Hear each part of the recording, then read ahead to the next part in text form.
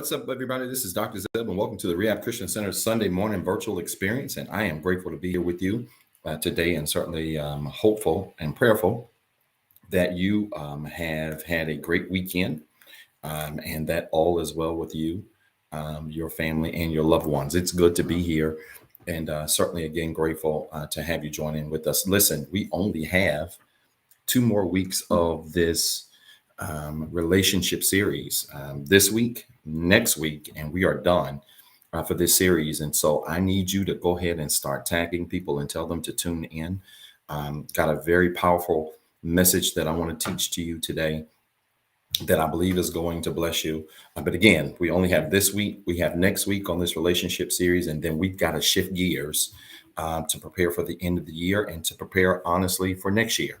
And so this has been a great series. I believe so much feedback we've received from so many people regarding this series and how helpful and beneficial it's been. It's been crazy too, but you wouldn't expect anything less tuning in here. And so, but just grateful that it has been a blessing to so many of you. Now, start tagging people. Tell them to get up. Tell them to wake up. It's colder this morning than what it was yesterday. So tell them to wake up, get up, and tune in. Again, we only have this week and next week. We are talking from the subject, the weapon of mass destruction. And it's going to be a good message, a good lesson that we're going to share with you. And I'm so grateful that you've chosen to tune in this morning. So I want to run through the networks. I'm ready to get going. I don't want to waste a lot of time. I want to get through these networks so that we can get right into this lesson today. And you're going to be so grateful and glad that you tuned in. All right. And so again, start tagging people. Doesn't matter what network that you're on. I'm coming around to all of the networks. Doesn't matter what network you're on. I want you to go ahead and start tagging people before I get there. Tell them to tune in so that we can jump right on this powerful message. I'm going to share with you today. We're going to talk about the weapon of mass destruction, and it's going to make a whole lot of sense. And I cannot wait to share with you. And just again, so grateful that you are tuned in with us. Facebook, good morning to you. Those of you that are tuned in virtually on Facebook, thank you so much for tuning in. It is good to see you virtually. If you are on Facebook, make sure you say good morning in the chat area. And not only that, I want you to hit that like button. If you really enjoy this broadcast, I want you to hold it down, turn it to a love button. And then I want you to hit that share button, tag 5 people and tell them to tune in this morning. Again, hit that like button, hold it down, turn it to a love button, hit the share button, tag 5 people and tell them to tune in. If you are on Facebook, we've got a very powerful message today. Tag them and tell them Dr. Zeb's talking about the weapon of mass destruction. And they're going to be like, what in the world is this boy talking about now? But it's going to be a blessing. And I promise you, you're going to be so glad you tuned in and joined in with us. All right. So good morning to you, Facebook. Thank you for tuning in. Instagram, good morning to you. It's good to see you virtually. Those of you that are tuned in on Instagram, my number is climbing already on Instagram, which is early. They got up early today. I'm so impressed. It's good to see you, Instagram. Those of you that consistently tune in on Instagram, and those of you that are joining us maybe for the first time, thank you so much for being there. If you're on Instagram, do me a favor. I want you to hit that heart button, fill it up with hearts. Let me know that you're tuned in, that I'm not talking to myself. And then I want you to hit that @ symbol and then start tagging 5 people. Would you do that? Hit the @ symbol, start tagging 5 people, tell them to wake up and tune in. We are talking about the weapon of mass destruction today. All right. So I want you to hit that heart button, hit that @ symbol. I can't talk. I'm tongue twisted. Hit the heart button, hit the @ symbol, tag 5 people and tell them to tune in for what will be a very powerful message today. And I'm just grateful to share with you. Again, make sure you say good morning. Good morning to all of you that are saying good morning on Instagram. And again, thank you so much for tuning in and joining us. YouTube, good morning to you. It is grateful. I am grateful to see you. Those of you that are tuned in on YouTube, thank you so much for tuning in on YouTube. If you're not subscribed to our YouTube channel, I want you to subscribe to our YouTube channel. You can simply go to YouTube, hit in the search bar at TheREHABCC, or just type TheREHABCC, and you'll find our channel. Hit that subscribe button so you can be notified every time we are live. But I want you to like this video if you're on YouTube. I want you to hit that share button, and I want you to tag 5 people and tell them to tune in. We are so grateful to see you, those of you that are tuned in via YouTube. And again, as I've said for the last couple of weeks, we're going to do more work on YouTube, strictly on YouTube, and hope you all will join in with us there. Again, good morning to everyone. It is good to see you virtually. I think our Instagram and YouTube channels are rolling. Facebook is slow this morning, but it is so good to see you this morning. We are teaching from the subject, the weapon of mass destruction, and it's going to be powerful. All right. So I'm grateful to have you. And so honored you've tuned in. I've got 9:15 Eastern time. And so I want to go ahead and get into the declaration. I want to walk through the declaration so that we have plenty of time to deal with this message today, not rush through it. But I want to go to the declaration now. For those of you that are tuning in for the first time, every single Sunday morning, we go through our declaration. People ask, what does rehab mean? Does it stand for rehabilitation? No, it doesn't, not in a sense. But it is an acronym for 5 words that represent how we operate our ministry: restore, evangelize, hope, alternatives, breakthrough. It is the 5 pillars by which we hope every time you experience rehab, you experience one of those 5 things. And so every single Sunday, we go through a declaration that we wrote right before COVID hit, actually. And we go through this declaration every Sunday because of the power that is attached to what you say. Life and death is not only in your tongue, but the power of life and death is also attached to the energy by which you say the things you say. There's the difference between someone saying they love you and you can hear it and it don't even sound like they love you, and somebody saying they love you and you can hear the love in their voice. And so we're going to go through this declaration. I always put it up on the screen. Those of you that are on Facebook and YouTube can see it. Instagram cannot see it yet, but I always read through the declaration, and I always pause so that those of you that are tuned in can repeat after me. And we do this again when we are live. We do this, but we love to do this every single Sunday to, again, start our Sunday morning, help to reset our week, reset our mindset for the week.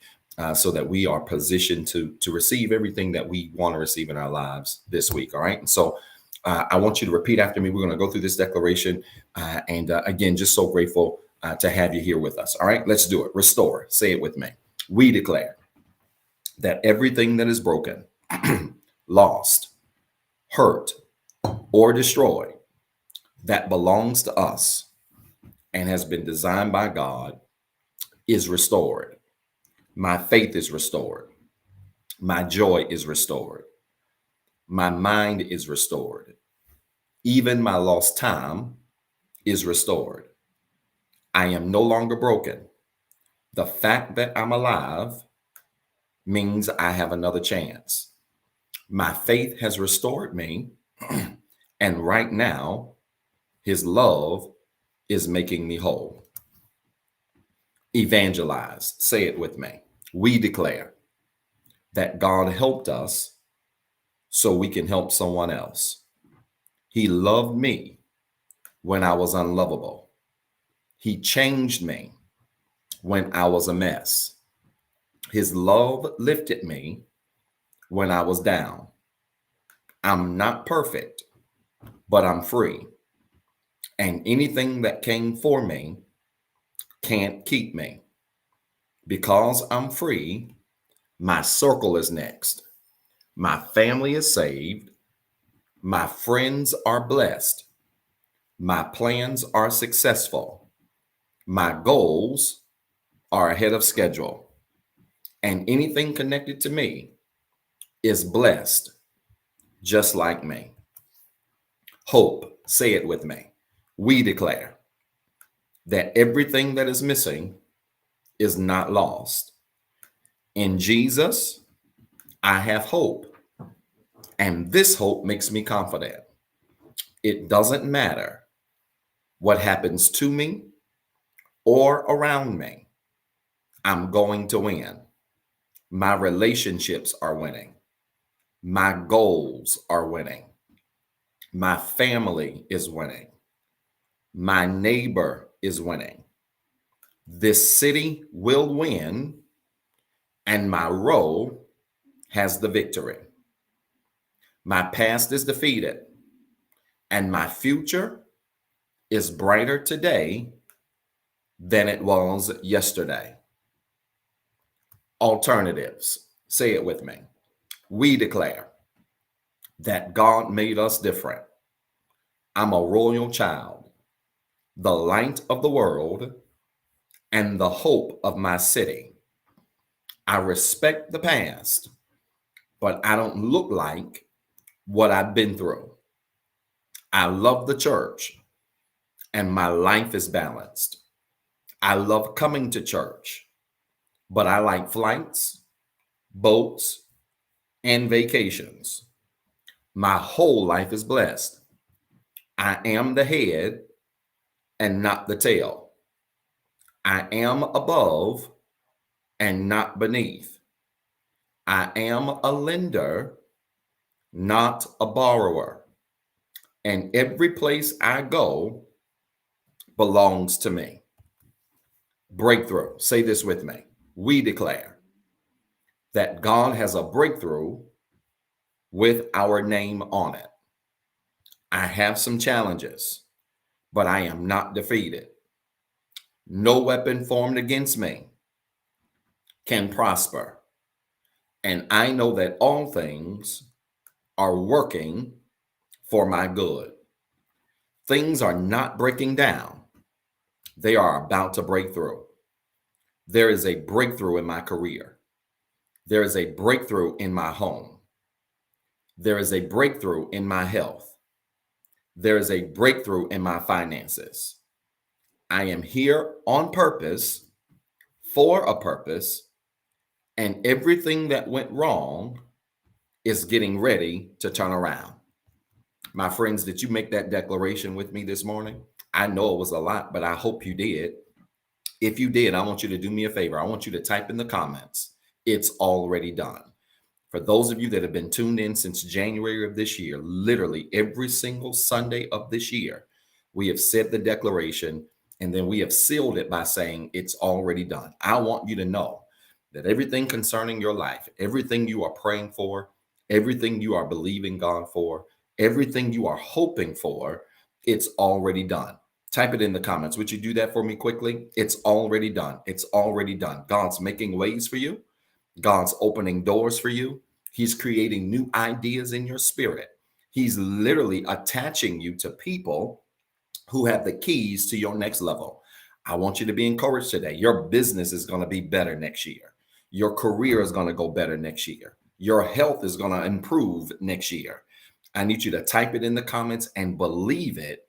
It's already done. It's already done. Come on, do it quickly. It's already done. It is already done. I am so excited for everything that is about to happen in so many of your lives. And again, just so very grateful that you've tuned in today. Now, let's get into this lesson. And before I do, I want to say just a couple of things. There's so many things going on. I should hopefully have some information about our in-person reopening really soon. Remember, we're not losing the virtual format. We'll be first and thirds live, second and fourth virtual. We will be converting to a hybrid church. It is innovative. It is different. I'm a different guy. Everybody will be all right. But I'm looking forward to it, and so much great feedback about this transition. Spoke with a great group of members yesterday, and should hopefully have some information about launch date and logistics and all of those things really soon. We are working behind the scenes on quite a few things. So I want you to know that that's coming soon. Secondly, certainly praying for those of you that have lost loved ones this week. I lost a very good dear friend of mine this week. And she is Keisha Ross was certainly responsible. Yes, you should plan to attend. Those of you, I'm getting questions. Those of you that want to be a part of the launching planning session, we'll have some information about that. And so I want to encourage you to do that if you want to be a part of that. I am praying for Sister Keisha Ross's family, really good friend of mine from my hometown. And you hear us talk a lot about the city's church and being the city's church. And I didn't create that on my own. Keisha Ross actually went to school with my brother. And when Rehab started in Greensboro years ago, and we moved actually to the location that we are now, I remember she just popped up in one day, and we started talking and really became cool ever since. She spoke at my third book release. And I remember this conversation clear as yesterday, her pulling me to the side and just really complimenting me on my delivery, talking about the way I delivered, the way I taught the word, the way I tried to teach it in a way that people could understand it. And she said, Pastor, people like you need, people like me need a pastor like you. And if you didn't know her, then you don't even understand that statement. But she was just one of those people, just a cool, laid back young lady. And then that's when she said, "You the city's pastor," and she said it in the only tone that she could have said it. And I never even thought about rehab in the context of the city's church being the city's pastor until she said it. But it made perfect sense. If you look around the people that tune into our broadcast on a weekly basis, it ain't churchy looking people with big hats and long dresses on and cotton stockings. And there ain't nothing wrong with that if you wear it. All right, I'm not going to mess with y'all today. The point being, our church, Rehab, has always reached people who traditionally the church has left behind. And that has been because of the unique gift and calling I believe God's given me to teach in a way that people understand and you can apply it to your life and live a better life. But we've got to credit her. I have to credit her. She's the first person that ever said to me, this is the city's church and you the city's pastor. And I knew exactly what she meant. And it has stuck with me ever since. I've never desired, had an interest to be a cookie cutter pastor, to be like what most of you are used to being around or seeing. I've never had a desire to be any of that. I never will be. There's a price to pay for that, and that's all right. But I am so grateful for her life and just really what she imparted into me, and had no idea that it would impact my life and my ministry the way that it did. And she is really the reason why I do a lot of the things that I do. I say a lot of the things that I say. Well, she probably ain't the reason why I say a lot of things I say. I'm just crazy. But a lot of reasons why I do the things the way I do, and I've operated rehab the way I have. And I'm so grateful for her life. I want to also say, I don't know if she's tuned in, I want to give big ups to, we got several members that have launched businesses and launched new things this week. Sister Nikki Coleman has launched a new business this week. And it was great to see her on Instagram Live. I didn't even know sis could talk like that on camera. Sis on camera, got her makeup up, got good lighting. And I'm sitting here, pastor, struggling with poor lighting. And I can't even get no help with my little raggedy broadcast.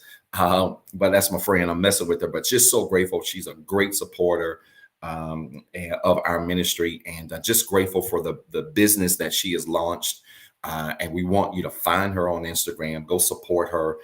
Just excited about what she's doing. And then I want to give a shout out to Nikki Watson, who's got a podcast coming out tomorrow. I believe it is. I'll be sharing that later on today.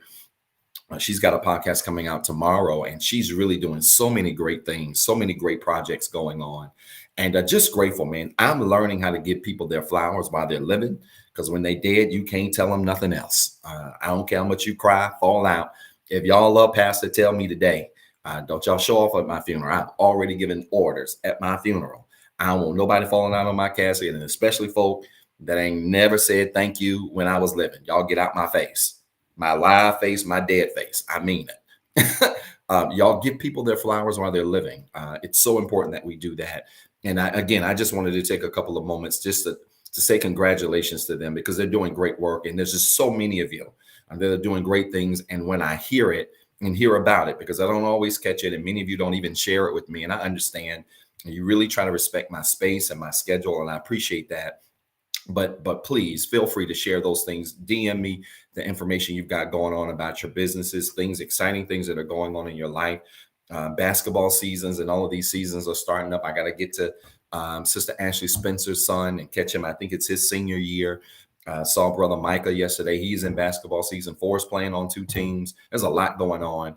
But I want to try to support in any way that I can, with the limited schedule that I have, to try to do the best that I can to let you and your family know that I love you and I appreciate you. And I mean that from the bottom of my heart. Let's get into this. I'm excited today. Type in the comments the subject, the weapon of mass destruction. This is going to be good. And I'm grateful to be here. Come on, type it in the comments quickly. the weapon of mass destruction. That's what we're talking about. That's today's subject.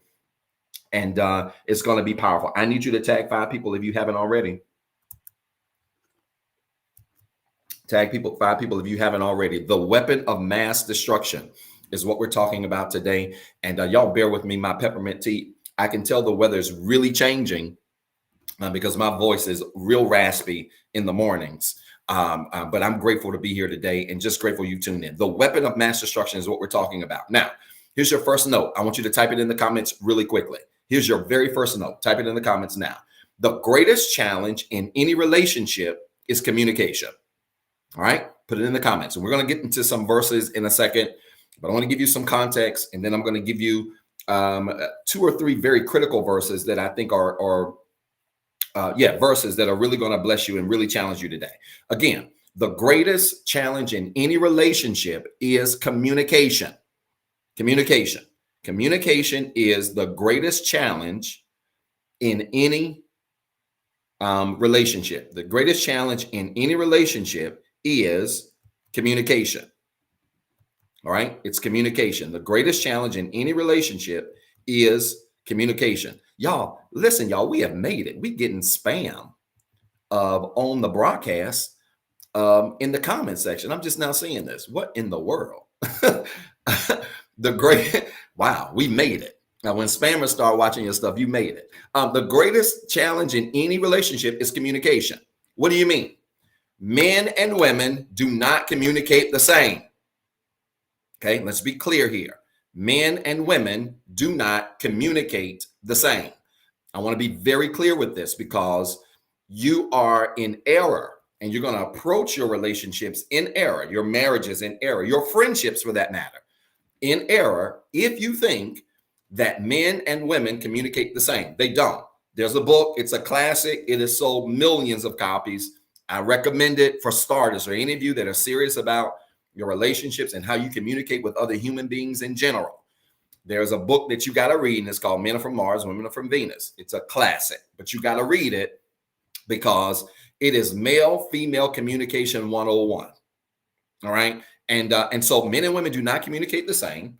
And as a result of this, these differences in communication are oftentimes show themselves in how they express themselves, how they interact with one another. It shows it themselves in disagreements, right? So when disagreements come, men tend to handle disagreements a certain way. Women tend to handle disagreements a certain way. And this shows up very clearly in, again, arguments, disagreements, and expressive communication with one another. On my personal live, I'm doing another personal live. It's every 2 weeks on my personal channel, so y'all know what's about to come. But I'm going to talk a little bit tomorrow about masculine and feminine energy, because what is critically important about masculine energy and feminine energy is that when a man is in his masculine and a woman is in her feminine, then it really creates strong polarity as it relates to how they communicate. And this polarity can, if they are on the same page in their own energies, this polarity can create great times, but it can also create challenging times. All right. Because again, men are from Mars, women are from Venus. Okay. Now, considering this is important because we're getting ready to turn this corner. We're going to talk a little bit about sex, but before we go there, I want you to understand this, and this is critical. I want you to record this. Any sexual relationship that does not begin with solid communication, verbal communication, will always create dysfunction. That's a mouthful. I'm going to say it 4 times until you get it. Any sexual relationship that does not begin with solid verbal communication will always yield dysfunction. Any sexual relationship that does not begin with solid verbal communication will always yield dysfunction. I'm going to say it one more time. Any sexual relationship that does not begin with solid verbal communication will always yield dysfunction. I'm going to say it from the streets. Any relationship that starts with sex and y'all don't know how to talk will be dysfunctional. Any sexual relationship that does not begin with solid verbal communication will always end in dysfunction. And the reality is, many of you that are in sexual relationships with people, the reason why it's so toxic and so dysfunctional is because y'all know how to smash, but y'all don't know how to talk. I'm going to say it again slow. Any of you that are in sexual relationships right now where the communication is poor, the reason those relationships are so toxic is because y'all know how to do the do. Y'all know how to smash. Y'all are great. It's like watching a movie. But because you can't communicate, it's toxic and it's dysfunctional. And this is why I want to send out a warning alarm to those of you who start relationships, whether they are relationships with benefits. I mean, I'm teaching to the audience that I have, right? So those of you that want to hit me in the comments or my inbox with, Pastor, you need to teach more about sex in the context of marriage. Here's the reality.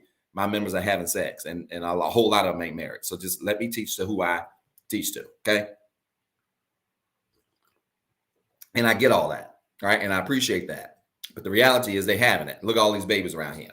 Look, reality is those of you that are getting into relationships, situationships, relationships with friends with benefits, whatever situation you're in, if it starts sexual, but there is no equal strong communication that starts with it, 9 times out of 10, it's going to end in dysfunction. You guys will be great at smashing. You will be poor at communicating.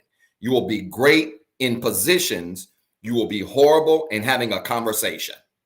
And this is how those types of relationships end up toxic. You end up great in the bedroom, but y'all sitting at the dinner table ain't even talking. Are y'all gonna help me have church today?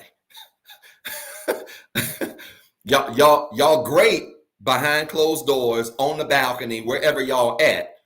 But when we see you in public, y'all barely talking to each other.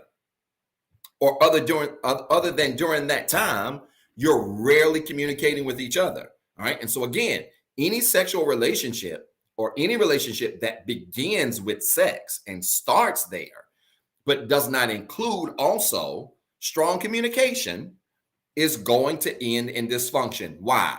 I want you to record this. I'm dropping a lot of nuggets on y'all. I need you to type a lot today. You're going to be the smartest person at the water cooler tomorrow. I want you to type this in the comments. Here's why. Second point.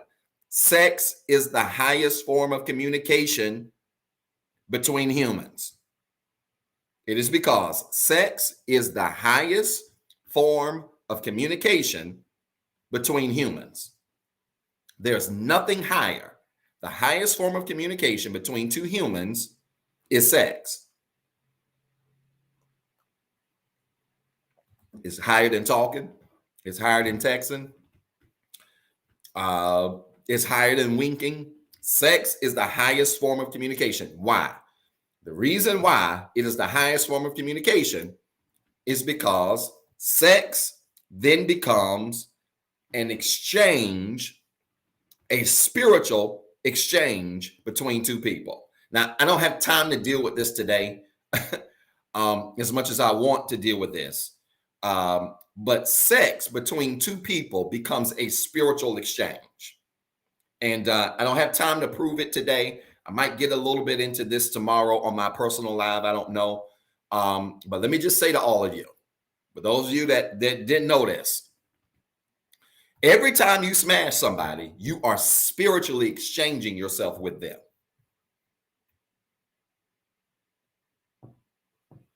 Comment slow, heart slow.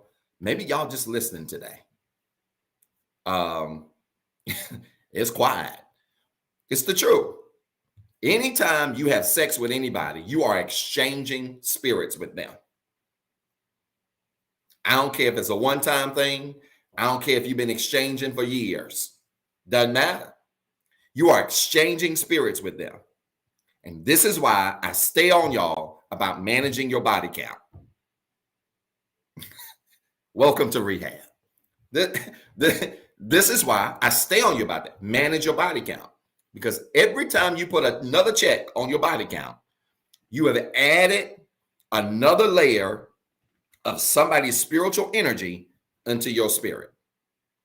And the reality is, some of you are as dysfunctional as you are right now because of the spiritual exchanges you have had with other people.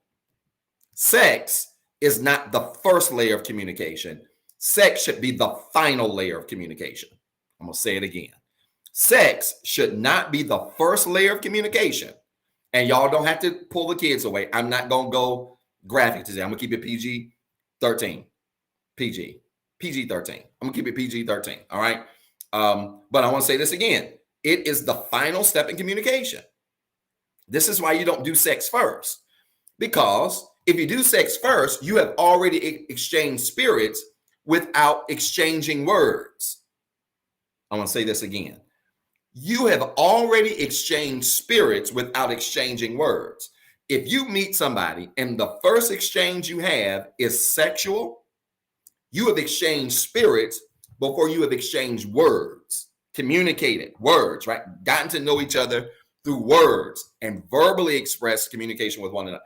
And what makes that dangerous is if there is a spiritual exchange before there is a conversation, you end up in positions with people and tied to people physically that you have not had a chance to get to know mentally, emotionally, spiritually.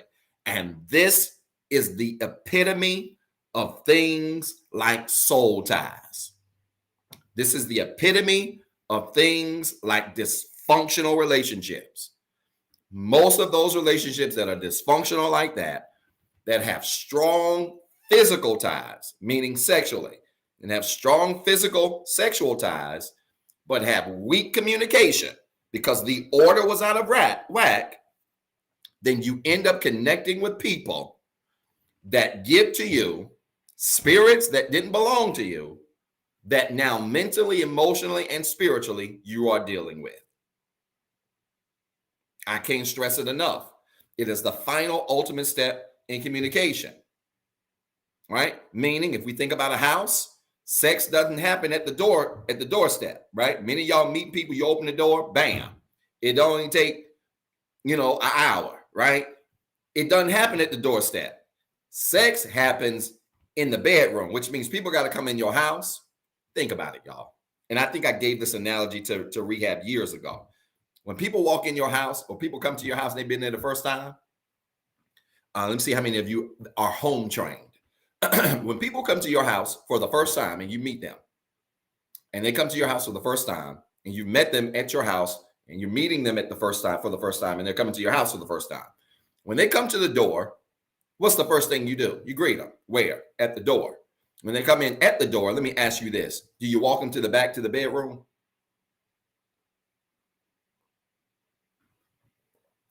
Do you let people come to your house for the first time, and when they walk to the door, hey, come on back to my bedroom? No. Normally, when you meet people and they come to your doorstep, where do you take them? Take them to the living room, all right? Take them to the guest room, the sitting room. You might even take them to your dining room, right? You got a little sitting kitchen with an island. You'll take them there, right? But you don't take them to the bedroom. Why? Because that space doesn't belong to everybody.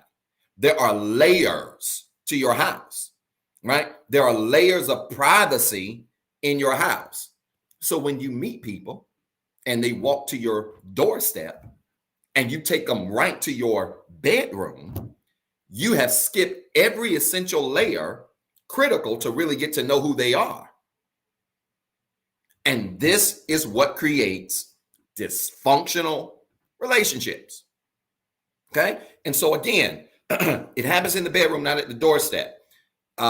It should not be used to communicate. We don't use sex to communicate. And if, again, sex is being used to communicate, you're going to create dysfunctional relationships, right? Again, and I can't stress it enough, not the context of today's message, not going to deal with that because sex is really not the weapon of mass destruction. When sex is healthy between two people, it is a wonderful thing. When sex is healthy, I'm going to say this again. When sex between two people is healthy, it is a wonderful thing. When sex between two people is toxic, it's a mess.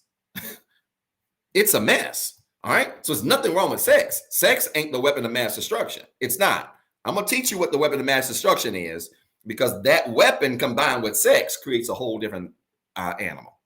All right. So again, sex should not be used to communicate. We don't use sex to communicate, but it serves as an expression of established, solid communication.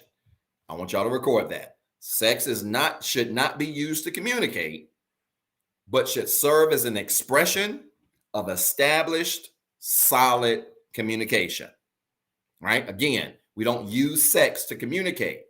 We use it as an expression of established, solid communication, which means if you're going to do this right and you want it healthy, because look, let me just go and put the caveat out there. Some of y'all don't want it healthy. Some of y'all just want it whatever way you can get it.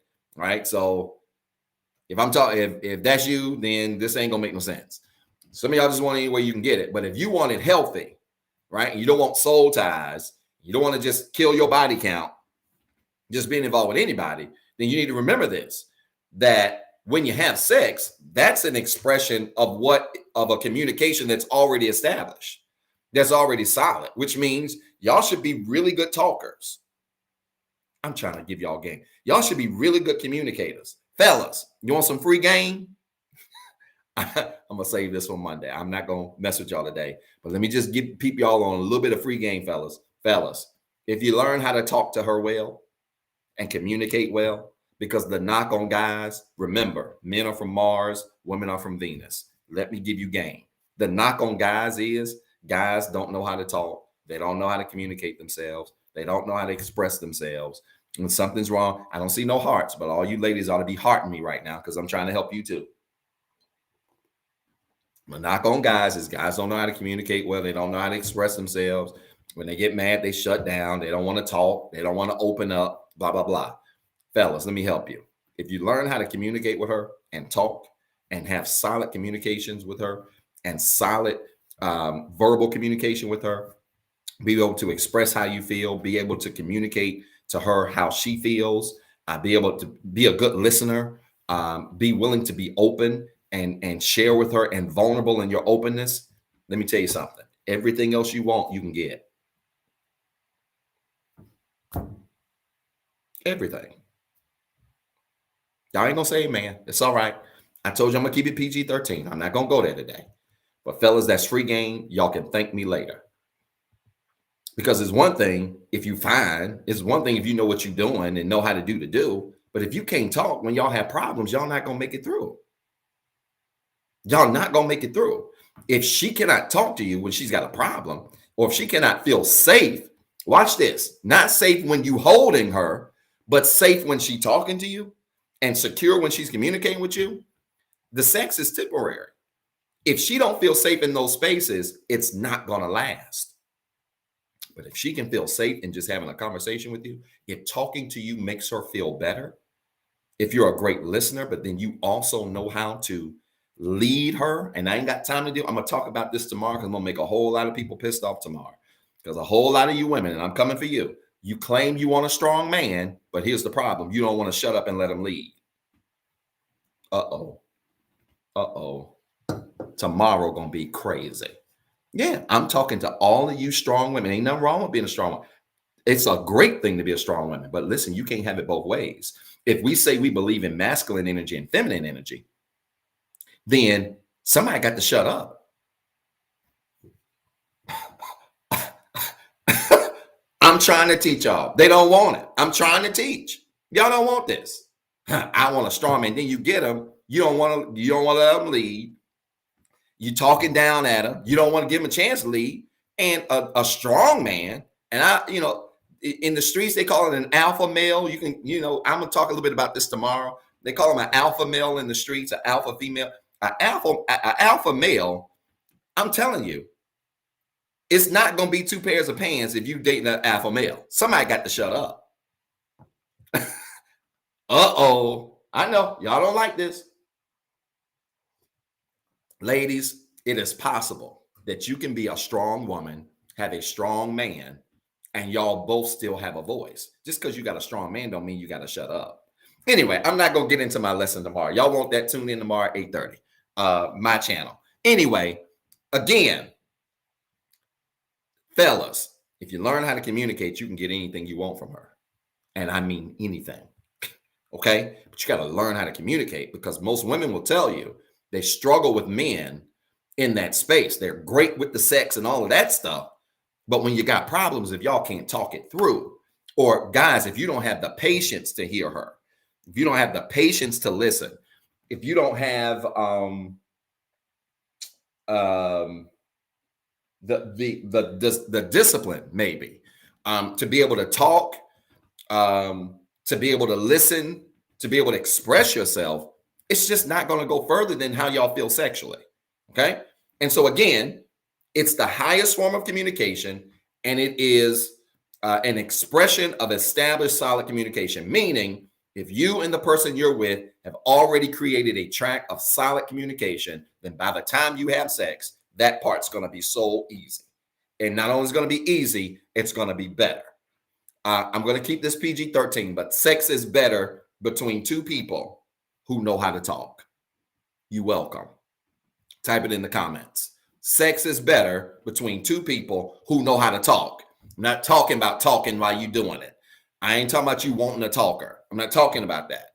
I'm talking about you already have an established track record of solid communication. It's better between two people who know how to talk. And again, this is single, because I know what some of y'all doing. This is married, don't matter. And especially on the married front, because I'm going to tell you, married people, one of the challenges with married people is this.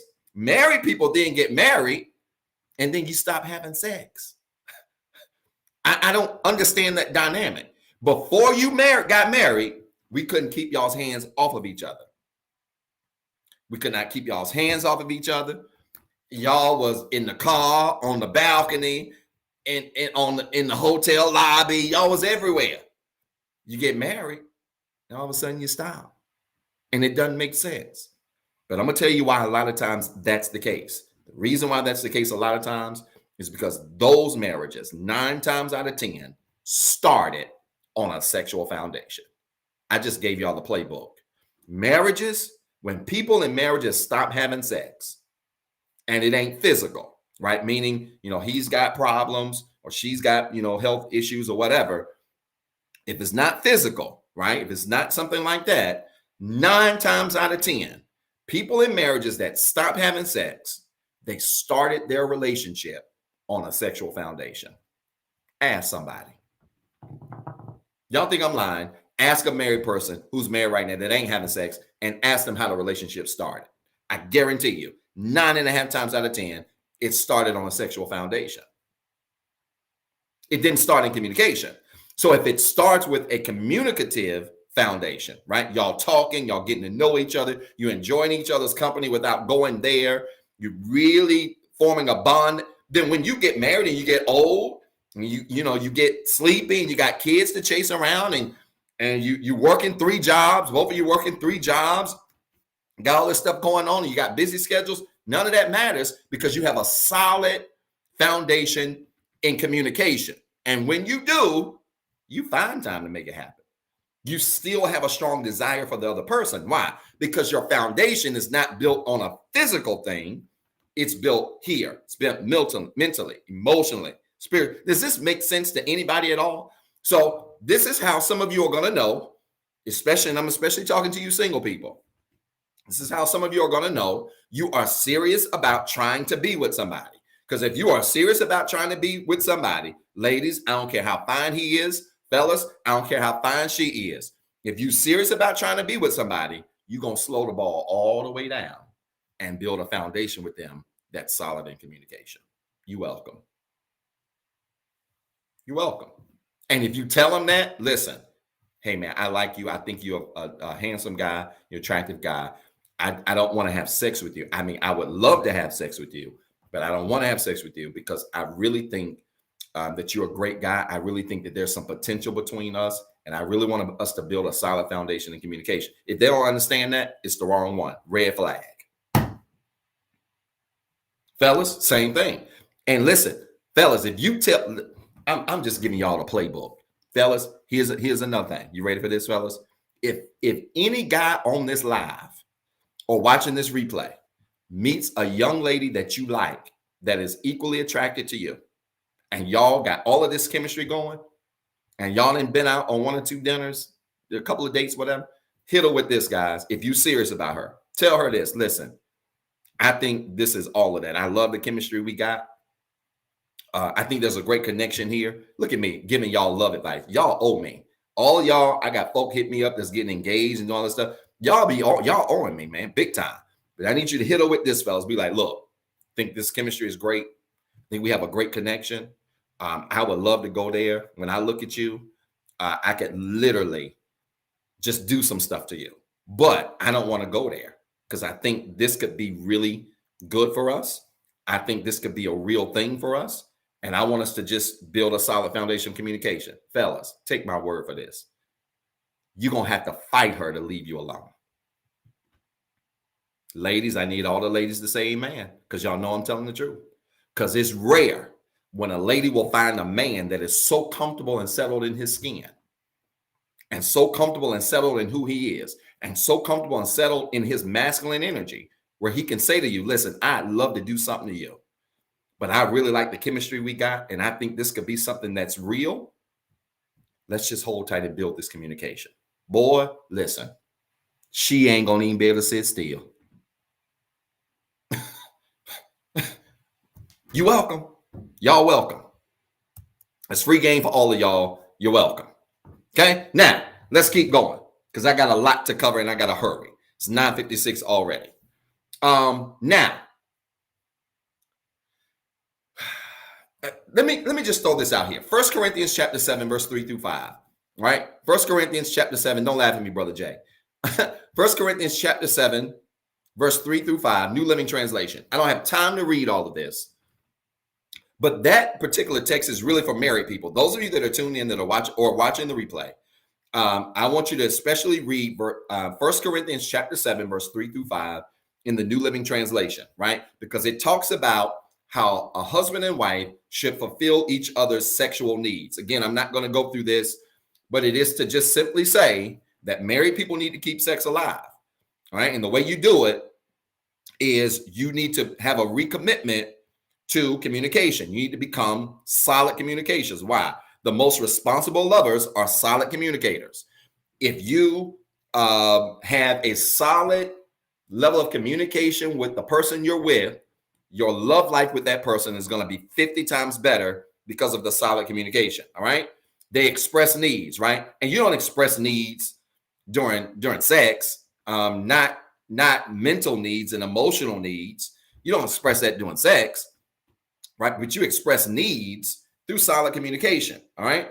And so I want to encourage all married couples, 1 Corinthians chapter 7, verse 3 through 5, New Living Translation, go back and read that text.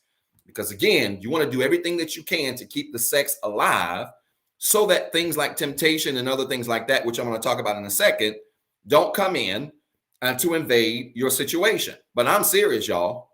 I'm serious. And ladies, I'm especially talking to you. If a man can't express how he feels, he don't deserve to smash. I'm going to say that slow. If a man cannot express to you how he feels, talking to you without having to kiss you, without having to bend you or whatever, if a man cannot express how he feels, he shouldn't be allowed to smash. Well, Pastor, my man he just quiet. You know, he just ain't a people person. You know, he just don't do y'all be making all kinds of stupid excuses. No. If he can't talk, he don't deserve to get none. And again, I'm picking on the guys here because guys tend to struggle in that space. Ladies tend to be better communicators in a relationship for the most part. They tend to be better communicators in a relationship for the most part. Not all the time, but for the most part, they tend to be, right? And guys tend to be the worst communicators, right? But it's the truth. If he can't talk to you and tell you how he feeling, express how he feeling, what's on his mind, all this stuff, you be stupid to give him some. You know why? Because then you're giving him some becomes the communication. Y'all welcome. Are y'all listening to me? You're giving him some, then becomes the communication. Okay? Pastor, you know, my man, he quiet. He just, you know, Well, he just like to keep things inside. We all like to keep stuff inside. I get it. And Brother Jay's being honest here. We do struggle. Men struggle sometimes being communicative. But I'm telling you, fellas, if it's the right one, you're going to talk. The right one going to make you talk. The right one's going to give you the incentive to talk. And fellas, you've got, yeah, I know they're going to be DMing me today. Fellas, you've got to break out of that shell of communication, bad communication, and be better communicators. Don't get mad and become passive aggressive.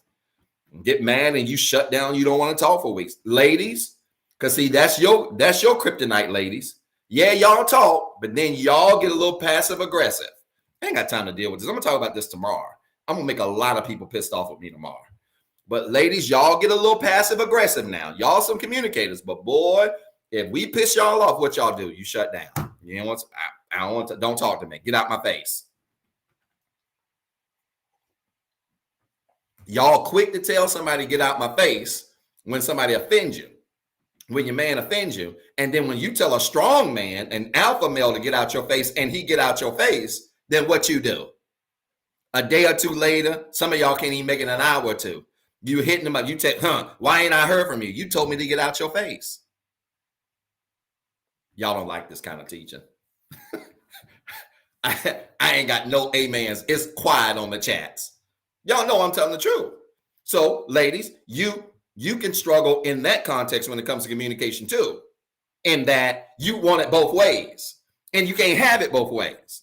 Yeah, you all in the car crying, you cussing them out, you telling them get out my face, don't call me no more, don't do this, don't. And then when he don't, because a strong man will honor that. Now a weak male is gonna be, no, baby, don't shut me down.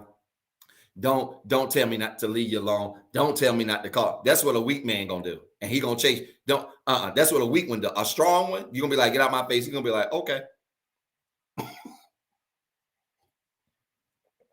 And then you're gonna be mad for the next hour or two, or the next day or two, or maybe even a week. Some of y'all pretty strong.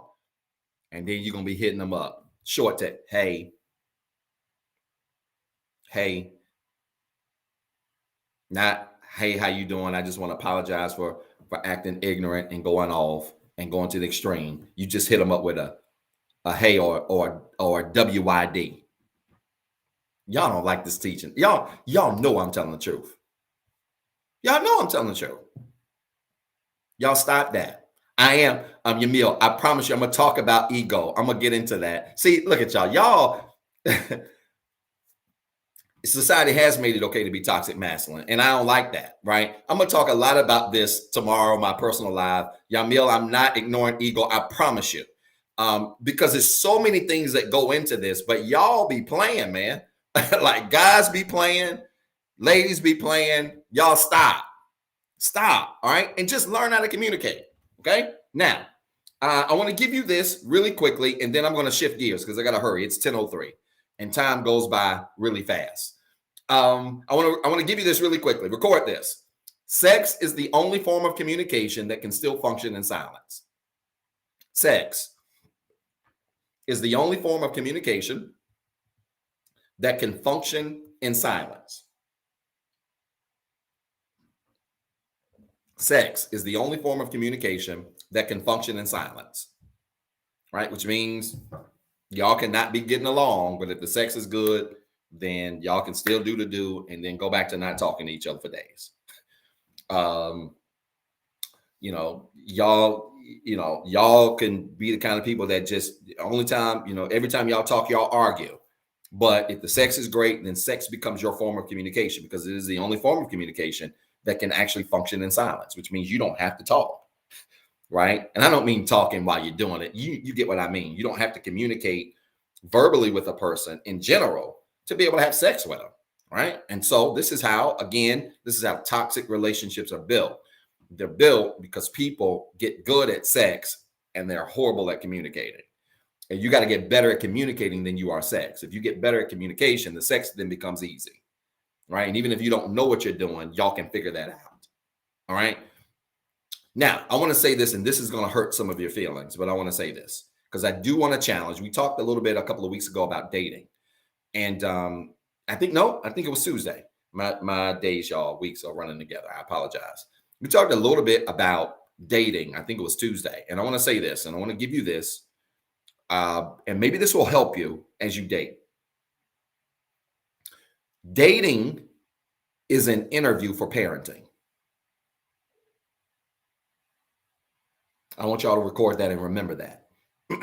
Dating, when you meet people that you want to date, dating is an interview for parenting. Y'all never seen dating taught like this. I want to give you a nugget real quick that's going to blow your mind. Dating should be an interview for parenting,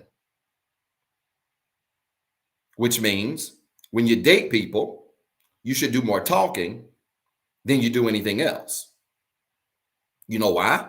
Because then if the relationship escalates to something more and something does happen, you can be assured, hopefully, that the person you've been interviewing is fit to be a good parent.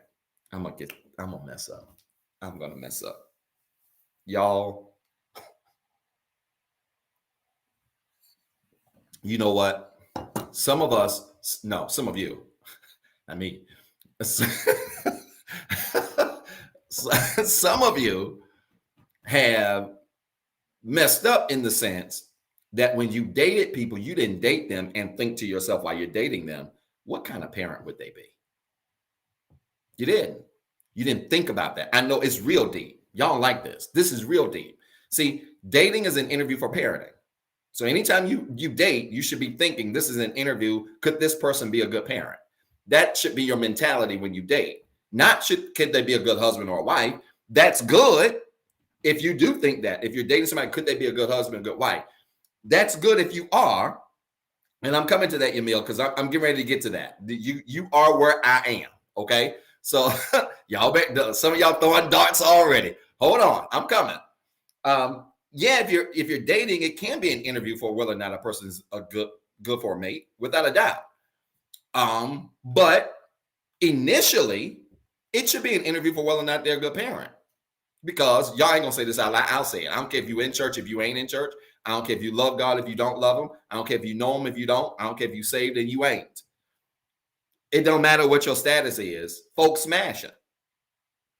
Folk been smashing from the beginning of time. They're going to be smashing to the end of time. Okay? And that's just the reality of the matter. And it happens. And it's rare when you meet people that just wait until they're married. That's very commendable. If you can. If you wait until you're married, that's very commendable. And it's biblical. There's nothing wrong with that at all. All right? Again, let me pastor my members and my audience. I know who I pastor. I ain't crazy. All right? Now, it is an interview for parenting. And see, the problem is when y'all meet people, you be dating them and you don't even be thinking about what kind of parent would this guy be? What kind of dad would this guy be? What kind of mother would this woman be? Right? Things escalate. All of a sudden, the tests come back positive. And you got a whole monster on your hand. Now, Yamil brings up a good point, and I want to deal with this. This ain't error-proof. There are a lot of scammers out here. There's a whole lot of folk y'all dated, and they was just as nice as they could be. He was opening the doors for you. He was pulled out your seat when y'all was at the restaurant. You sat, he slid it under. Fellas, y'all should know how to do that. If you don't, DM me. I can give you some lessons. You slid it under, you paid for your meal. He was great conversationalist, all of this stuff.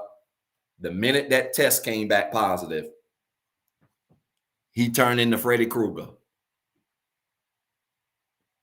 So there are some scammers out here that can talk a good game, but really don't make good parents, become horrible baby daddies, become horrible baby mamas, all of that stuff.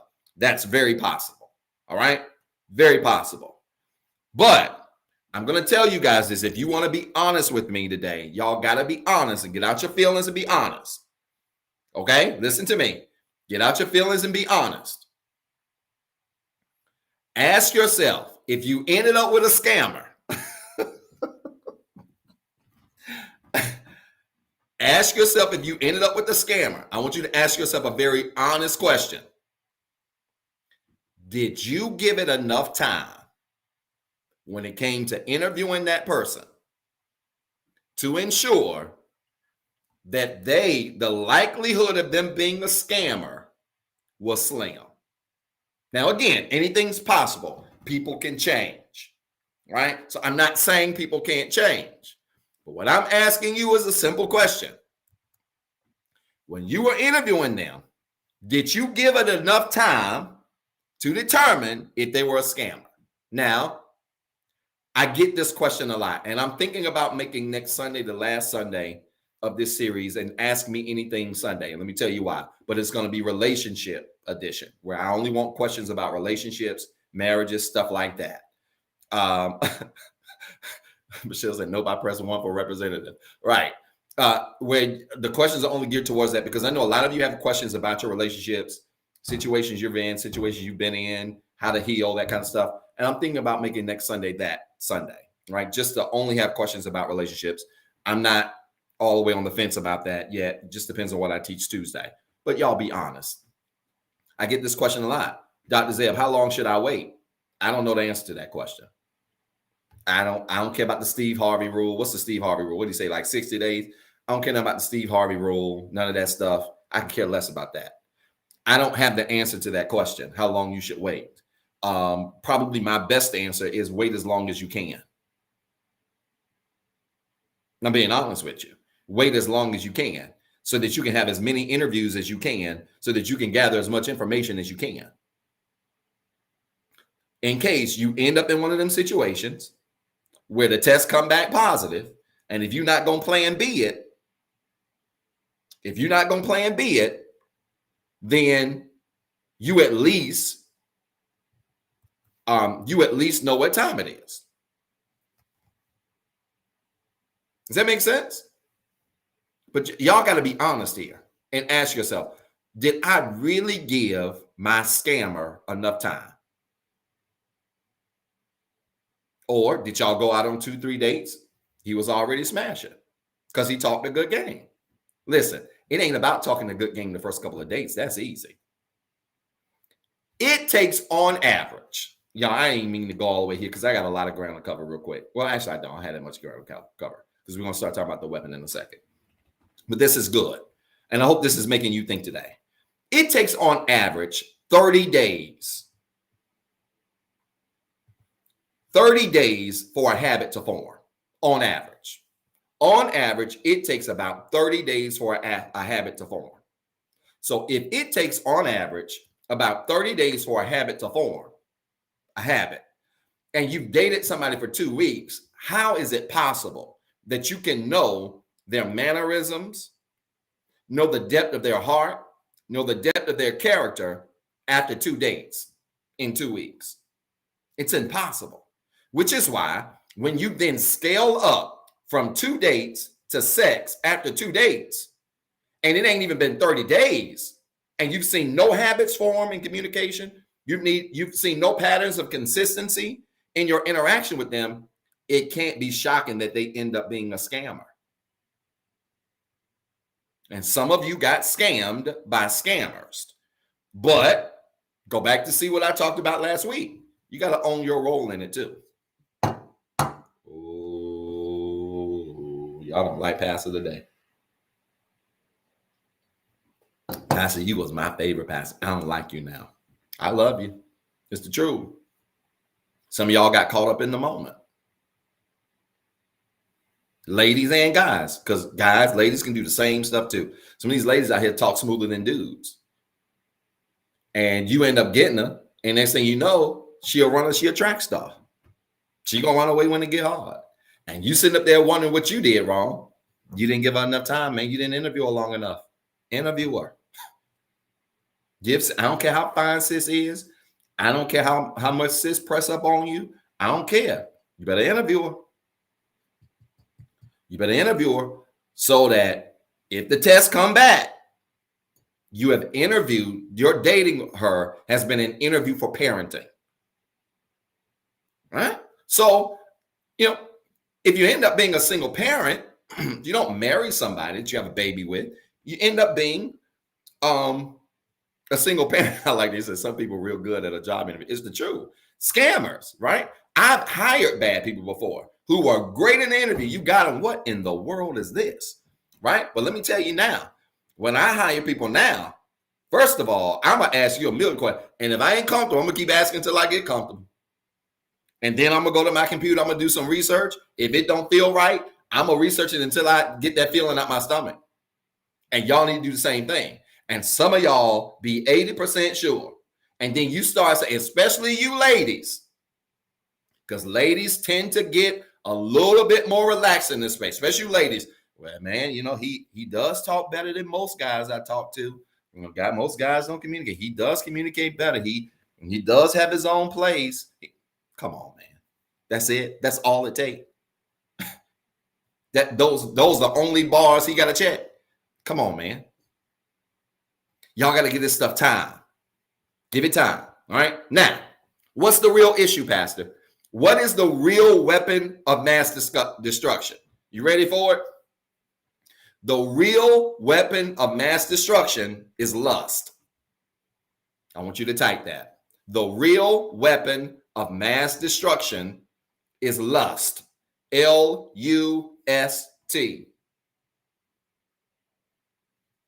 Sex not the weapon of mass destruction.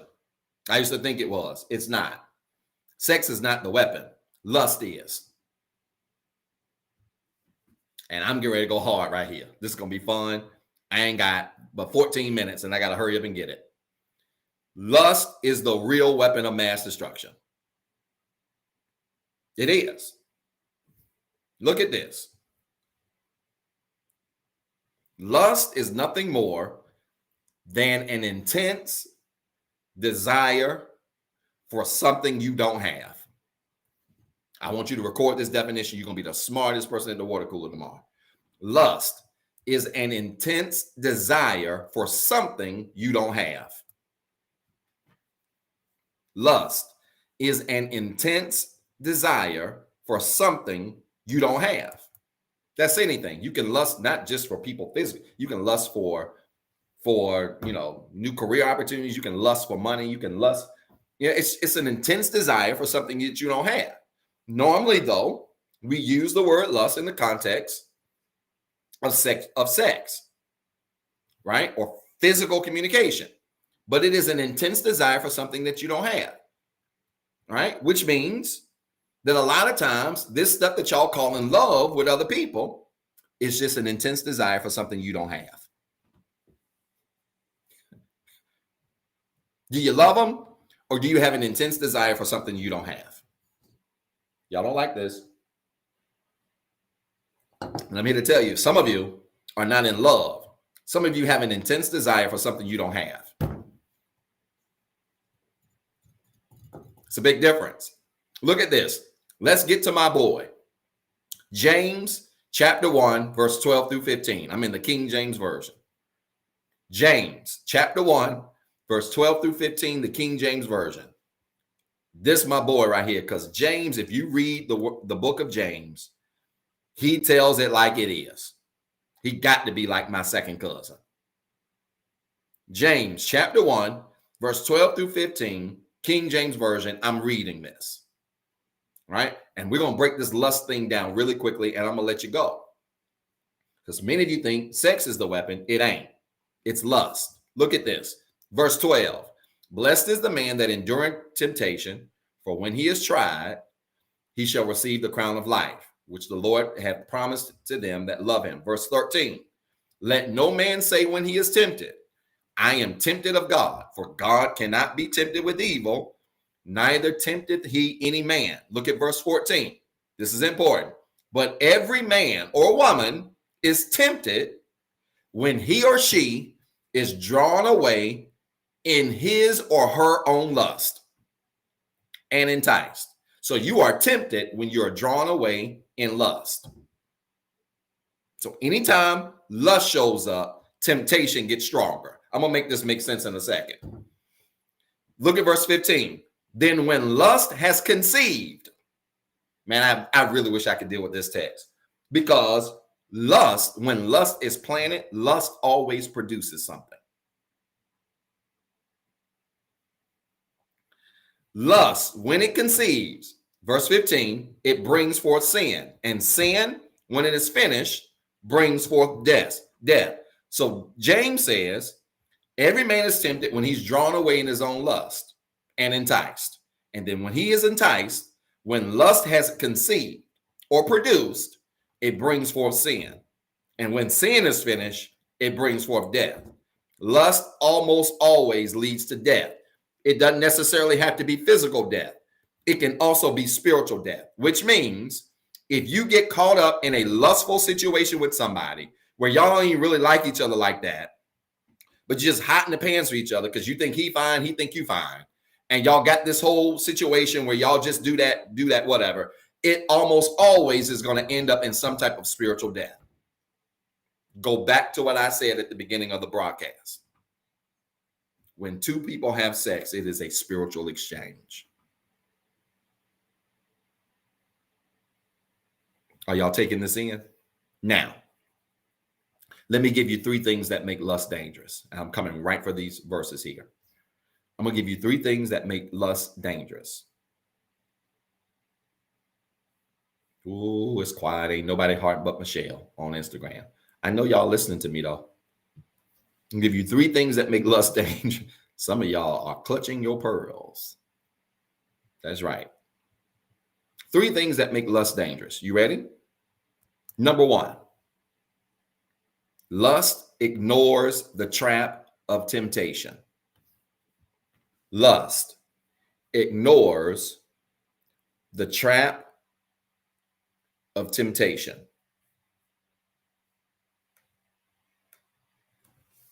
Lust ignores the trap of temptation.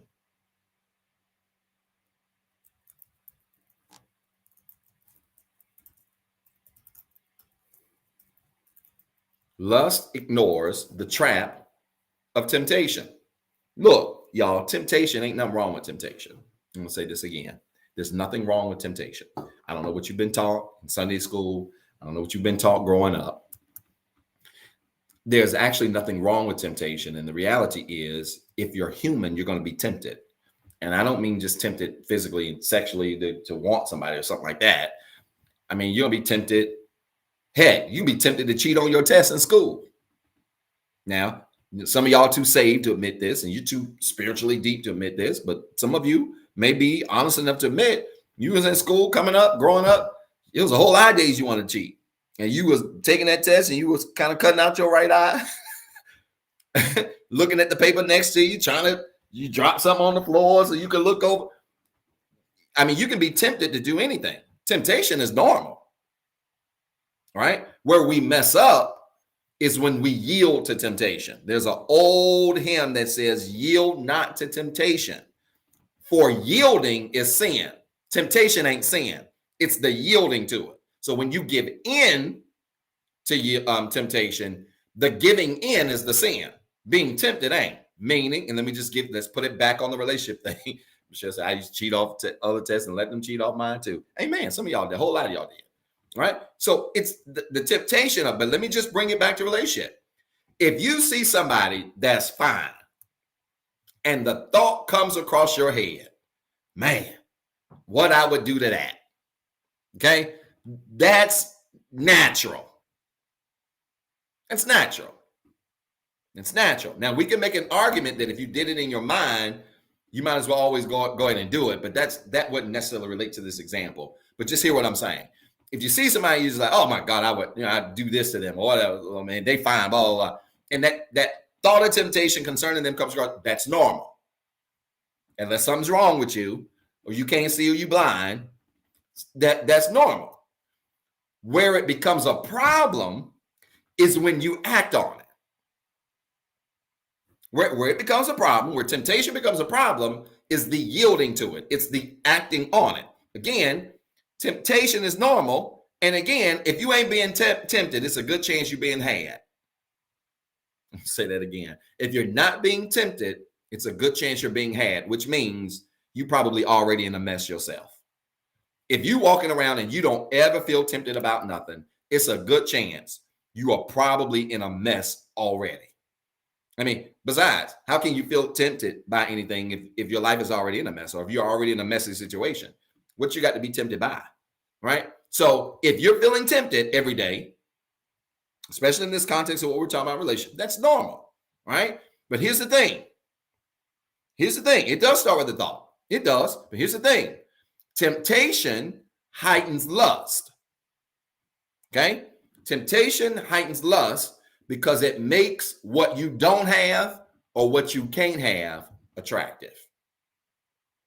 Okay? Temptation heightens lust. So if you want her and you don't have her, then that temptation introduces a higher level of lust. And what lust does with temptation is it says, yeah, I ain't got her. I want her. And then that feeling of wanting her heightens your supposed attraction to her, because a lot of people are simply attracted to stuff that they don't have or cannot have. Does that make sense to anybody?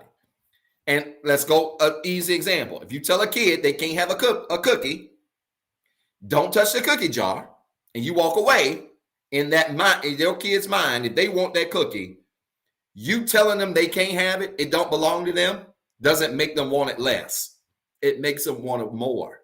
That's human nature. It's human nature. It makes the kid want the cookie out the cookie jar more when you tell them, don't touch that cookie, it don't belong to you. Or you can't have no cookie right now, I'll let you know when. That does not kill their want for that cookie. If your kids are like my kids, they're going to sit in that living room and they're going to be foaming, waiting for you to be like, "Fore, you can come in here and have a cookie." Why? It's going to heighten their, I'm not using lust for a cookie, but get the point. It's going to heighten their lust or desire for what they can't have. And that's how temptation and lust work together. So again, first thing that makes lust dangerous is that it ignores the trap of temptation, right? It ignores the fact that lust, when combined with temptation, creates a mess. Right? Here's the second thing that makes lust dangerous. Record this. I'm almost done, y'all. The second thing that makes lust dangerous is this. Its main goal is selfishness. The main goal of lust is selfishness. It's to be selfish. The main goal of lust is to be selfish. Remember this about lust. The only job of lust is to please itself. That's it. Lust don't want to do nothing but please itself.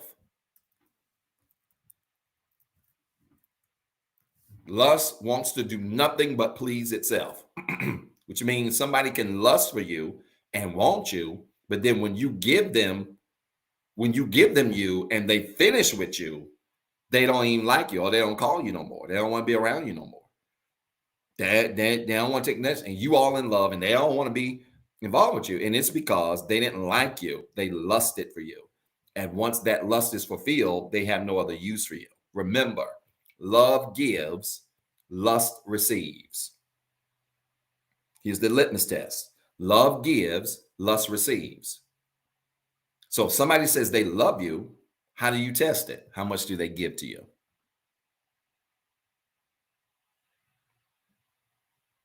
Boy, my comments are slow today. This might be the slowest amount of comments on our broadcast in a long time. Are y'all thinking that much? I'm serious. Love gives and lust receives. If somebody say they love you, find out how much they're giving to you. Just measure how much they're giving. If they ain't giving nothing, they don't love you. They might like you real bad. They might like you real heavy. It might be heavy like. They don't love you. I ain't going to say it's as far as lust. It could be. I ain't going to say it's as far. It could be. But I guarantee you they don't love you. If they ain't giving you nothing, they don't love you. And I don't mean just financially, physical things, material things. I'm talking about other things that they're offering. What are they offering you emotionally? What are they offering you spiritually? What are they giving to you? Love gives, lust receives. It's that simple. And if all they're doing is receiving, they don't love you. All right. Here's the third and final thing about lust that I want you to remember. Lust causes you to live a reckless life. Love, thank you so much. Lust causes you to live a reckless life. Lust causes you to live a reckless life. Lust is more sexual and dangerous than sex. Sex is dangerous, but lust is more dangerous than sex. And the reason why lust is more dangerous than sex is because when you really want something, you will ignore everything that's in your way, every barrier, every circumstance, every whatever that's in your way to go get it. And you become really reckless. And I get it. You know, y'all be bopping your head to Beyonce, Drunk in Love. We be all night. Whoa. Whoa. We be all night. Drunk in love. Here's the problem with being drunk. Problem with being drunk is that when you feel with drunkenness, everything looks good. Y'all quiet. When you feel with drunk, when you drunk, everything look good. Everything look good. Everything tastes good. Everything look good when you drunk. So I get it, Queen B. I understand what you're trying to say. The problem is you get real reckless when you drunk in anything. Drunk in love, drunk in hungry, drunk in food, whatever. When you drunk in anything, you get reckless.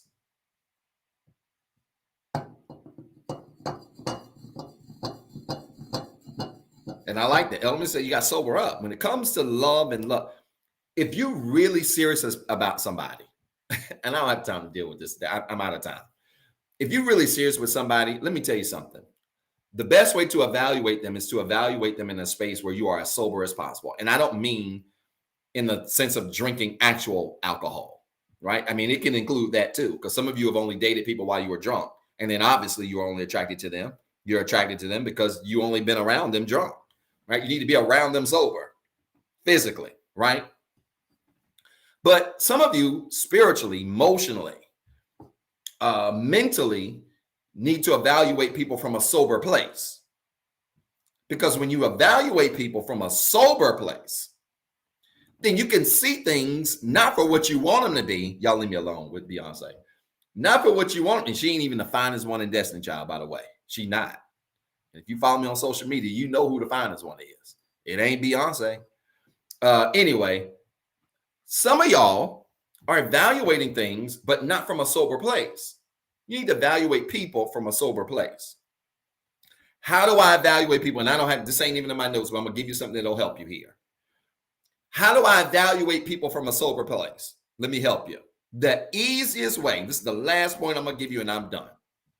The easiest way to evaluate somebody from a sober place is to strip them from all their material stuff. Strip them from their material and superficial stuff.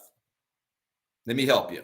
If you want to evaluate somebody from a sober place, if you met somebody, you think you really like them and you think you really want to be with them for real, evaluate them from a place where you strip them from all their material stuff and all their superficial stuff, i.e., strip away how they look, strip away how much money they got, strip away how they do, strip away how pretty their smile is, strip away all of that stuff.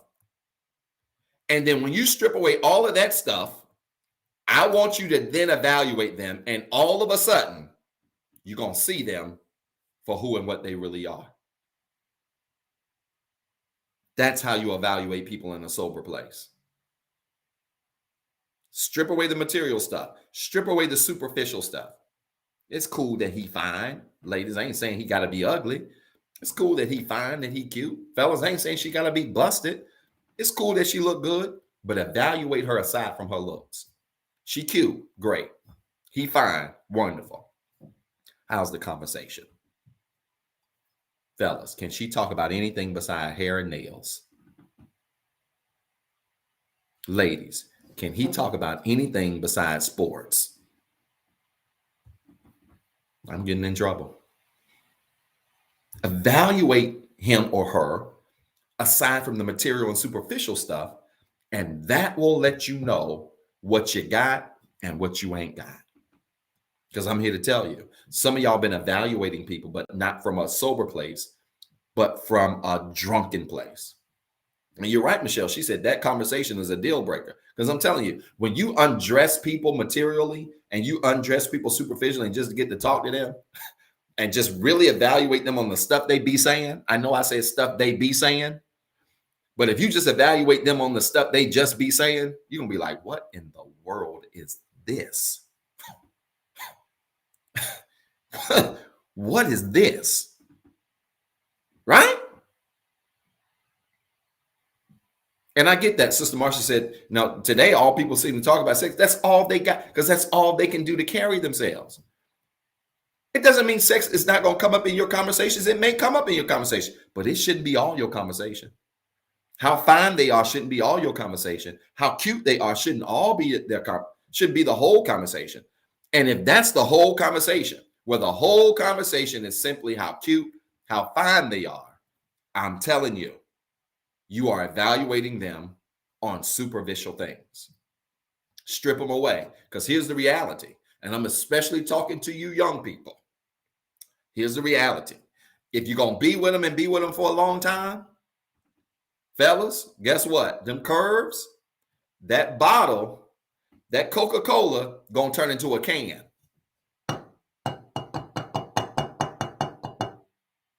Over time, that Coca-Cola, even if she work out eventually, Father Time is undefeated. I don't care if she get in her 60s, 70s, 80s. That Coca-Cola going to turn into a can. Ladies, that six-pack he got going to turn into a two-pack. If he can keep that. And so if you don't evaluate him or her on things that are non-superficial, then you're making life decisions on material or superficial things. Somebody said a 2-liter.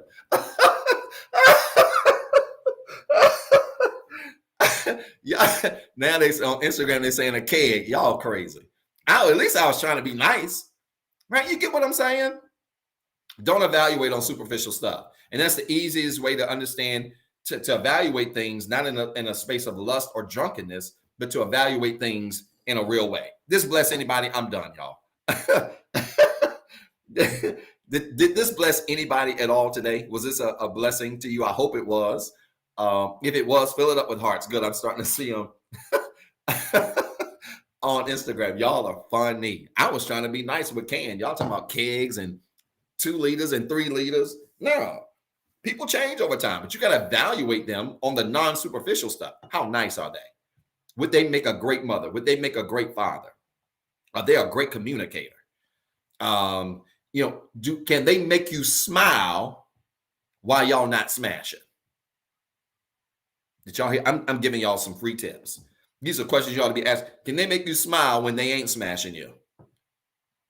When they ain't making you say their name, can they make you smile? These are things you need to be thinking about. It's things you need to be thinking about so you can evaluate people from a sober place and not just a superficial place. All right? Listen, I want to pray for you. It's prayer time. You got a prayer request? I want you to type it in the comments now. I want you to know I've been praying for you this week. And I hope this message and this whole series has been a blessing to you the way it has to me. I've personally enjoyed it myself. But I hope it's been a blessing to you the way it's been a blessing to me. And so I want to challenge you today. If you want prayer, I want you to type in your prayer request in the comments now. every morning, 4:45, I get up, pray over your prayer request, pray over the things concerning you. And I want you to know that I am praying for you today. I want you to type in your prayer request in the comments. If you've got a prayer request that cannot be seen on this broadcast, you can email your prayer request to info@rehabcc.org. That's info@rehabcc.org. You can email your prayer request there and put in the subject line prayer request. Put in the subject line prayer request. It comes to me. I will read that prayer request and even respond to that to let you know that we've received it. But go ahead and type in your prayer request. I see many of them coming on Facebook, YouTube. Thank you so much. Type in your prayer request. I am praying for you. I like that prayer request. Praying for your families. Those of you that are praying against spiritual and generational curses. I'm certainly praying for those things, praying for the people connected to you, that God will continue to bless you and strengthen you. Certainly praying for you, Sister Vance. We got a big day tomorrow, but you're going to do well, and I'm excited about that. I'm praying for all of you that are just dealing with anything that you're dealing with. I want you to know that the effectual, fervent prayer of the righteous still works. It does. And prayer still changes things. If it doesn't, it'll change you until your things change. And I want you to know that God's going to bless you. Yes, I'm praying for better decision making. Thank you, Sister Yamil. Protection and guidance for all of us. All just wonderful prayer requests today. Keep them coming. Let me give you 30 more seconds. If you've got a prayer request, type it in the comments now. Maybe you're watching the replay. You got a prayer request, go ahead and type it in the chat now. Every Sunday night, I try to go back and watch the replay of the broadcast, and especially this part of it, so that I can physically see everybody's prayer request. I want to physically see everybody's prayer request because I want you to know that I'm praying for you. I'm praying for you every single morning of this week coming up, and I'm doing that. Absolutely, Sister Ashley. It is scholarship time, and I'm excited about Brother Kai, and I know that's going to work out for you and your family. Certainly praying for those of you that are stressed out, those of you that are still impacted by this virus and everything that is brought to you mentally, emotionally, physically, financially. I'm praying for these things, mental and emotional stress, the stress that you're dealing with, allowing small things to get to you. Absolutely. I'm praying for those things. A better communicator. I think all of us need to pray for that. We all need to be better communicators. I know I said a lot of what I said today in jest. I was honest and serious about what I said. But I know I said a lot in jest, but I meant what I said. We all need to be better communicators. All of us could improve how we communicate with other people. And I am grateful for that. I love that purpose. Graceful transition for the changes, hybrid and rehab. I really appreciate it. It's not an easy task. We are chopping up a mountain that people are scared to climb. And I really, Emil, appreciate that prayer request. And it's going to go well. I'm excited about it. Not nervous at all. God's going to do a great thing here, and I'm excited about that. Listen, y'all, I want you to continue to type in your prayer requests. Connect your hands like this as a sign and symbol of faith. After you have typed in your prayer request, I want you to connect your hand like this as a sign and symbol of faith. Let's get ready to pray together. I want to pray with you really quickly.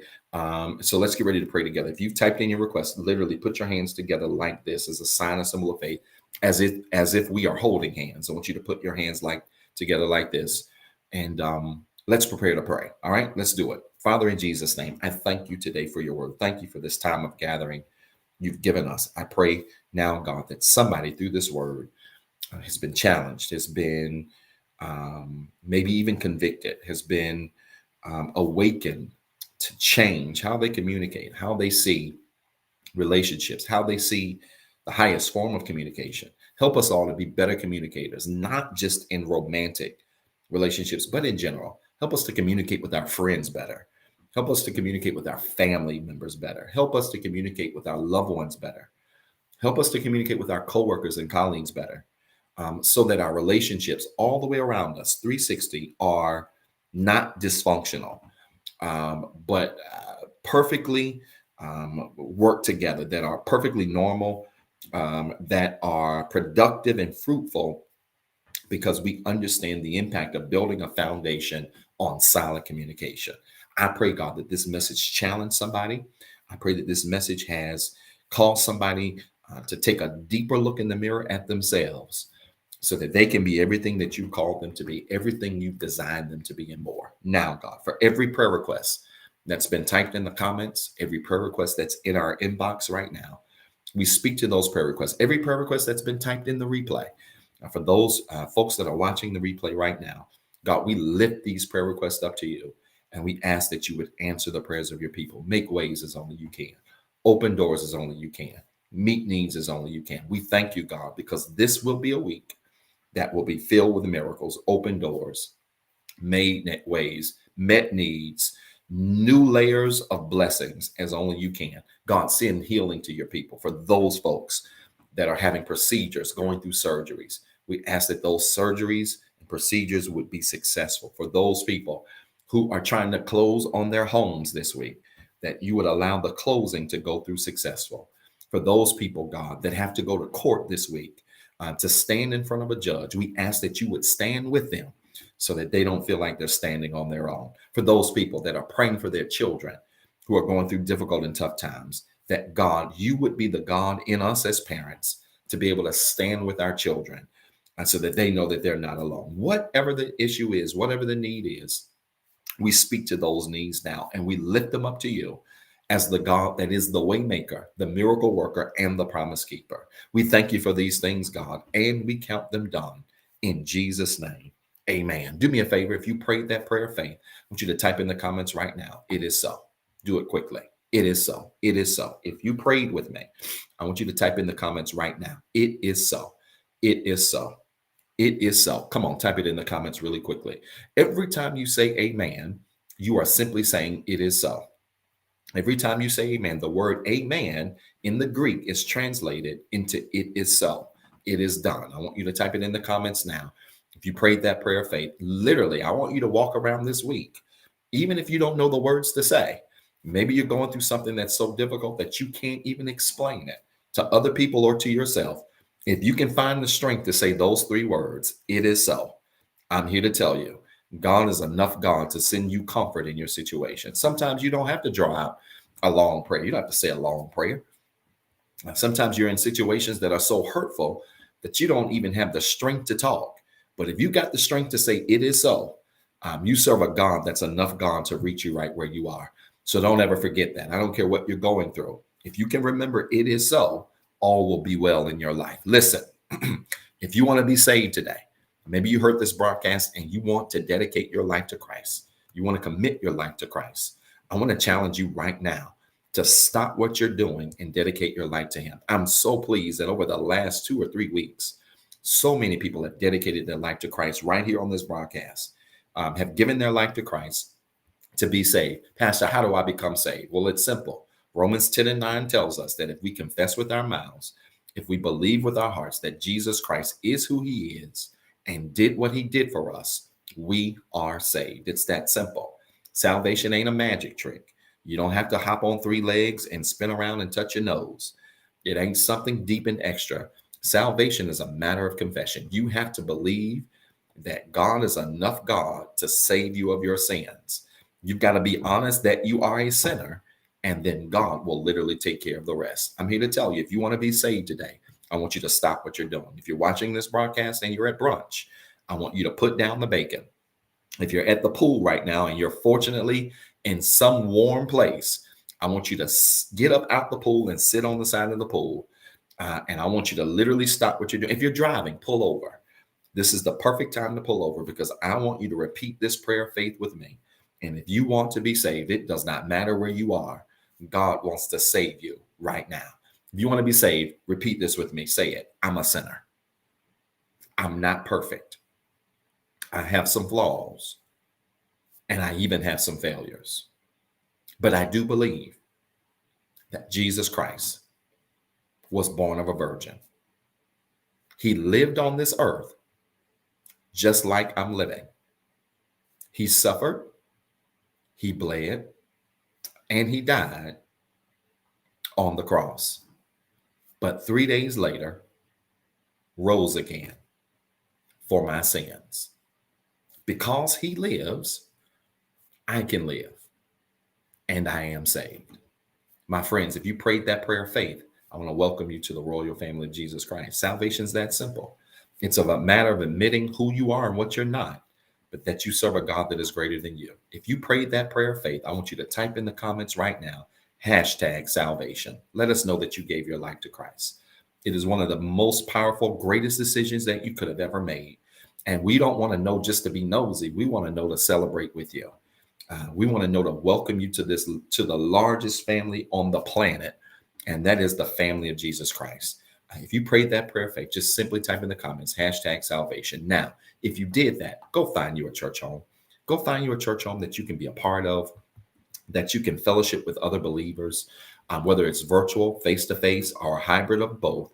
Go find you a church home somewhere where you can be a part of that ministry, join that ministry, and continue to grow in your faith. It doesn't matter where you live.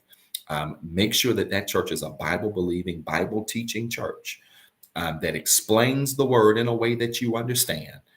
So that you can continue to grow in your faith. Now, maybe you heard this message and you're like, Pastor, I want to be a part of Rehab.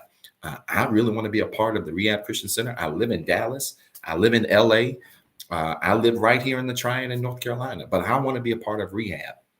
I want you to know I would love to be your pastor along this journey that you're on right now. It's simple. If you want to be a part of our ministry, just simply type in the comments another hashtag, but this time membership. All right, #membership. And one of our faithful moderators will reach out to you, get some contact information from you. And it's really just that simple. I'm grateful to say for those of you that have joined virtually that don't even live in North Carolina, but have joined our church virtually. We're going to be announcing some things real soon, like new members class for our virtual members only, where we're going to spend some time together to talk about the ministry, ways you can impact the ministry, ways that you can be a partner, a greater partner to our ministry, and then ways we intend to be a blessing to you. And so that is coming because, again, we're in a space that we didn't know we would even be in. If you would have asked us years ago that we'd be taking virtual members, it would have been a big time no, because we were not even thinking to be in this place. But we certainly are going to be doing that. And yes, we're going to be opening up the building. Without a doubt. I'm hearing messages. This is the second time somebody's saying, come to New York City. We're working on some things. That's all I can say right now. Yes, we're going to open up the building. We will be open back up really soon. We're going to be open on first and third Sundays. We're going to be virtual on second and fourth. But we're going to ensure that everybody can see all of our services online. It's the direction that God's called us in. It's going to be great. And we're excited to be trailblazers in this space. And so even if you're a virtual member, we're excited. We're going to have virtual new members class and other things coming up where we can engage you and keep you engaged because we want you to be true partners of this ministry. So just grateful for all of you. Again, if you want to be a part of the Rehab Christian Center, just simply type in #membership, #membership, and we will be happy to welcome you to not the largest church on the planet. We ain't the biggest church. We don't have the most people. We don't have the fanciest building. We don't have none of that. But we are by far the nicest church on the planet and always will be as long as I'm breathing. And so I'm grateful to have you as a part of our ministry and thankful so much that you have considered to join in with us. Listen, let me challenge you to give really quickly. Those of you that have tuned in, that have been a blessing to this ministry, been blessed by this ministry, blessed by this broadcast, I want to challenge you to give now. We believe as a ministry in tithes and offering. It's so critical. It is unfortunate, but it's true. Our bills did not stop as we were in this strict virtual environment. But we believe in the importance of tithing and offerings. And so I want to challenge you to give. We are still preparing to come back in the building, and it is going to require resources. I spoke again with a group of members yesterday and just talked about the depth of the things that we have to do. And I think many of them were really shocked to just realize how complicated reopening is for us now. And so your gifts and what you give, your offering, your tithes goes a very long way. I want to challenge you to give. You can give one of three ways. You can give via CashAPP at $REHABCCGIVE. You can give through our website, www.rehabcc.org, and simply choose online giving. Or you can text REHABWORKS to 88202. That's REHABWORKS to 88202. And right to your cell phone, you'll see a prompt. Click on that prompt, and you can give right from your cell phone. Again, you can give one of three ways. You can give your tithes, your offering, pay your tithes, give your offering via CashAPP, $REHABCCGIVE. That's $REHABCCGIVE. You can give through our website by visiting www.rehabcc.org and simply choose online giving. Again, that's www.rehabcc.org and choose online giving. Or you can text REHABWORKS. 2 words is 1 word. Text REHABWORKS to 88202. And right to your cell phone, you'll see a prompt. You click on that prompt, and you can give right from your cell phone. Follow the instructions, and you can give there. But I want to challenge you to give today. Why? Because I know that when you do, God's going to bless you. Good measure, pressed down, shaking together, and running over. He literally will send people into your life to be a blessing to you because of how you've given to us. And I want to challenge you again today to give and watch God bless you. Listen, y'all, I love y'all. We got 2 more lessons on this thirst traps cuffing season broadcast. 2 more lessons this Tuesday and then next Sunday, which I think is going to be an Ask Me Anything. Thank you so much, man. I really appreciate that feedback. Thank you for this message. I appreciate them all. I've been touched by. I really appreciate that. That really means a lot. And I think that person that's tuned in is from New York City. We literally have members and people that are tuned in from everywhere. And I'm just grateful for this format. I never thought I would see a day of saying this. And if you are a member of Rehab back in the day, you know where I'm coming from on that, because I just wasn't a fan here. And I'm a true introvert, by the way, a true introvert, tried and true. But I'm just grateful for how this broadcasting ministry and our church is really now impacting so many people. And I'm grateful for it. Listen, meet us Tuesday, 7:08 p.m. Eastern. I'm sorry, 8:08 p.m. Eastern time. I forgot that fast. Our new winter life study time is Tuesdays at 8:08 p.m. Eastern Standard Time. All right, so meet us this Tuesday, 8:08 p.m. Eastern Standard Time, for another very powerful message in this relationship series. Again, we've got this Tuesday, we've got next Sunday, and then we are done with the series. But I certainly hope it's been a blessing to you. If you want to, make sure you go to our YouTube channel or any of our networks, especially YouTube and Facebook. And you can go back and look at an archive of all of the messages that we've taught in this series. Go back and watch them as you're working out, as you're working. I have my headphones on all day as I'm working. I'm typically listening to music or inspirational things as well. But go back and take a look at the whole series. Listen to the whole series of messages if you're just now tuning in for the first time. And we believe that they will be a blessing to you. All right, y'all. I love y'all. I'm praying for you. Make sure you like this video, share this video with everybody that you know. Tell them to tune in and watch the replay. I love you. I'm praying for you. And I look forward to seeing you on Tuesday at 8:08 p.m. Eastern Standard Time. All right. I love you guys. Praying for you. Have a fantastic week. Peace and blessings. Thank you for watching the Rehab Christian Center live experience. If this broadcast has been a blessing to you and you would like to be a blessing to our leader, Dr. Zeb Talley III, you can sow a seed into his ministry by CashAPP at $Pastor ZT3. It is our prayer that this message of hope encouraged, enlightened, and empowered you to be better. Please tune in Tuesday at 7:08 p.m. for our life study experience. And as always, be blessed.